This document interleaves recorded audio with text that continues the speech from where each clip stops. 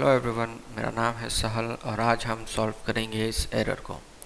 Actually ये error bank statement processing के form पे जब हम एक्शन के अंदर इंपोर्ट स्टेटमेंट करते हैं तब ये एरर आता है।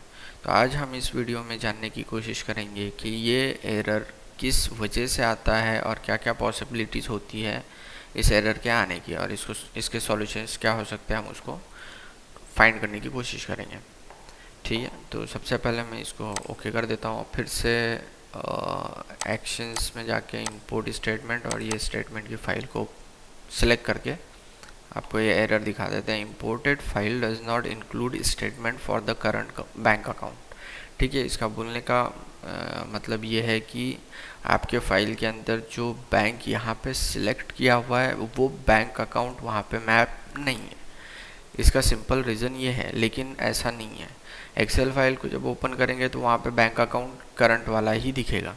ठीक है, तो ये एक पॉसिबिलिटीज़ हो सकती है कि एक्सेल के अंदर करंट बैंक अकाउंट ना हो, क्योंकि ऐसा भी हो सकता है। ओके, तो सबसे पहले कि एरर सॉल्व करें, सबसे पहले हम ये देखते हैं कि ये बैंक स्टेटमेंट प्रोसेसिंग आखिर है क्या।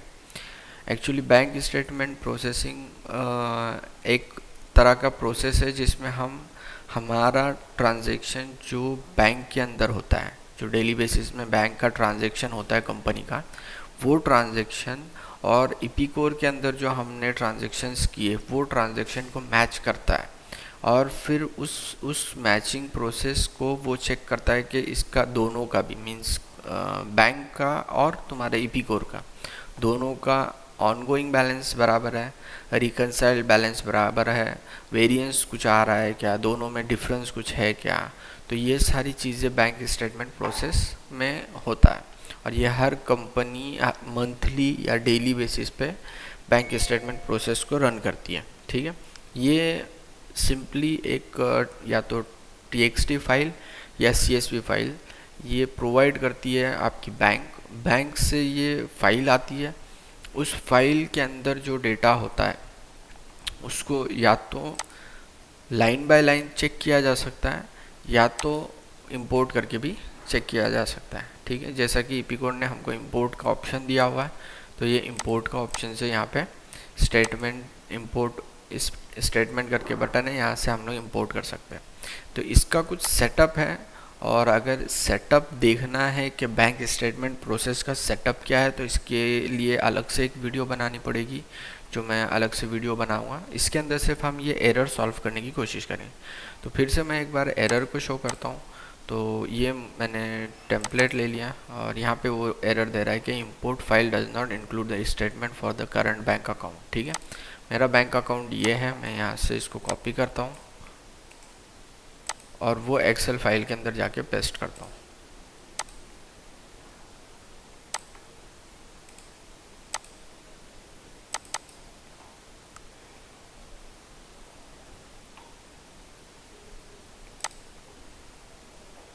ये मेरा अकाउंट नंबर यहाँ पे है, इसको नंबर में क्लिक करता हूँ। ये एक्चुअल में तो वही है, लेकिन फिर भी मैं पेस्ट कर देता हूँ। ठीक है, इसको सेव करते हैं। अब ये ओपन है। अब अगर ये फाइल ओपन है और हम बैंक स्टेटमेंट प्रोसेस में जाके रन करने की कोशिश करेंगे तो एरर दे देगा। तो हमको ये फॉर्म को क्लोज करना है, फाइल को क्लोज करना है, then bank statement process action import, again same file, error दे रहा है। ठीक है, तो करंट बैंक सेम है लेकिन फिर भी एरर दे रहा है। इसका सबसे पहले अगर जो चेक करना है, हमको ये चेक करना है कि क्या इसका इंटरफेस अवेलेबल है कि नहीं है।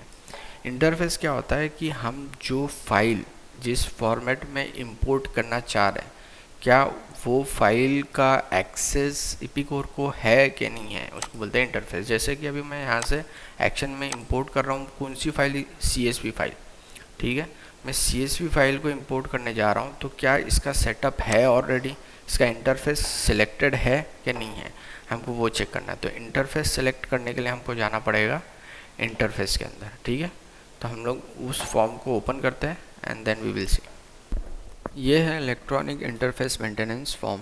अगर सर्च बार में सर्च करेंगे इलेक्ट्रॉनिक इंटरफेस तो आ जाएगा। ये फॉर्म को ओपन करना है, यहाँ पे हमको इंटरफेस क्रिएट करना है फॉर CSV फॉर्मेट। ठीक है, तो मैं क्या लेता हूँ, bank statement process CSV format डाल देते हैं, टाइप ओके। देन यहाँ पे जो टाइप है, यहाँ पे हमको वो टाइप लेना है बैंक स्टेटमेंट वाला, ठीक है। तो यहाँ पे मैं ले लेता हूँ बैंक स्टेटमेंट, ठीक है, ये डिफ़ॉल्ट रहेगा। प्रोग्राम के अंदर हमको बैंक स्टेटमेंट का ही सिलेक्ट करना है। यहाँ पे जब क्लिक करोगे, यहाँ पे जब सिलेक्ट करोगे, ओपन करोगे इसको, तो यहाँ पे आपको इतने सारे आएंगे। यहाँ पे हमको स्टेटमेंट सर्च करना है, ये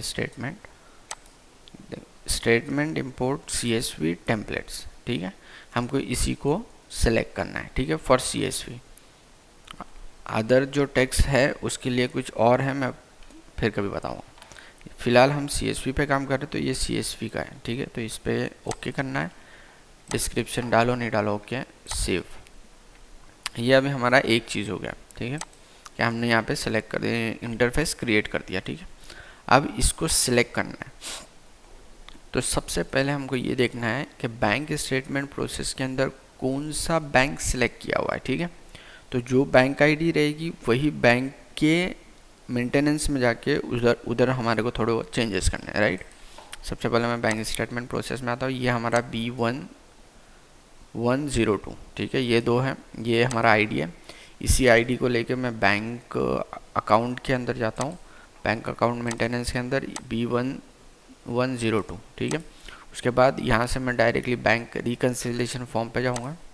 यहाँ पे जाने के बाद मुझे ये इलेक्ट्रॉनिक इंटरफेस दिख रहा है। यहाँ पे मैं राइट क्लिक करके रिफ्रेश लिस्ट करूँगा, क्योंकि अभी मैंने बनाया हूँ। यहाँ पे आएगा BSPCSV फॉर्मेट, क्लिक करूँगा। यहाँ पे 2 ऑप्शन 3 ऑप्शन मैं बता देता हूँ। यहाँ पे retrieve unmatch transaction automatically check करना है, अगर अनचेक है तो ऑटो मैच स्टेटमेंट डिटेल करना है, और फिल्टर अनमैच करना है, ठीक है। तो ये when you will import that file it will auto match, ठीक है। तो जो मैच रहेंगे वो खुद ब खुद मैच हो गए, जो अनमैच रहेंगे वो अनमैच हो गए, और जो इपीकोर को लगता है कि ये सजेस्टेड है वो सजेस्ट करेगा कि ये सजेशन है, ठीक है। तो ये हो गया, ये मैं सेव कर देता हूँ, ये हो गया सेव। मैं फिर से बैंक स्टेटमेंट प्रोसेस पे आता हूँ, ठीक है। फिर एक्शन में जाके फाइल को इंपोर्ट करने की कोशिश करते हैं, ठीक है। ये मेरे को बोल रहा है imported file does not include the statement of current bank. Still error हमें दे रहा है। हम क्या करेंगे, फाइल को ओपन करेंगे और चेक करेंगे कि क्या इशू आ रहा है, ठीक है। मैं ओके कर देता हूँ, ठीक है। फिर फाइल को ओपन करता हूँ यहाँ से डबल क्लिक करके, and then we will see कि क्या इशू है। यहाँ पे ये ओपन होने के बाद मैं सबसे पहले अकाउंट नंबर पे चेक करता हूँ, उसको नंबर ओके। तो यहाँ पे ये जो 0.00 आ रहा है इसको मैं निकाल देता हूँ, ठीक है। इसको सेव करते हैं। Now we will try close, then we will go to bank statement process, actions, import. File को सेलेक्ट किया तो ये दे दिया, ठीक है। अभी यहाँ पे ये बोल रहा है, क्वेश्चन दे रहा है कि ओपनिंग बैलेंस जो तुम्हारा इपीकोर का है और जो स्टेटमेंट ऑफ अकाउंट जो तुम डाल रहे हो, स्टेटमेंट की जो फाइल इंपोर्ट कर रहे हो, उसका बैलेंस डिफरेंट आ रहा है। मतलब अगर हम करेंगे तो ये डिफरेंट हो रहा है, ठीक है। तो तुमको फर्दर आगे प्रोसीड करना है कि नहीं करना है। हमने कहा ओके करना है, ठीक है।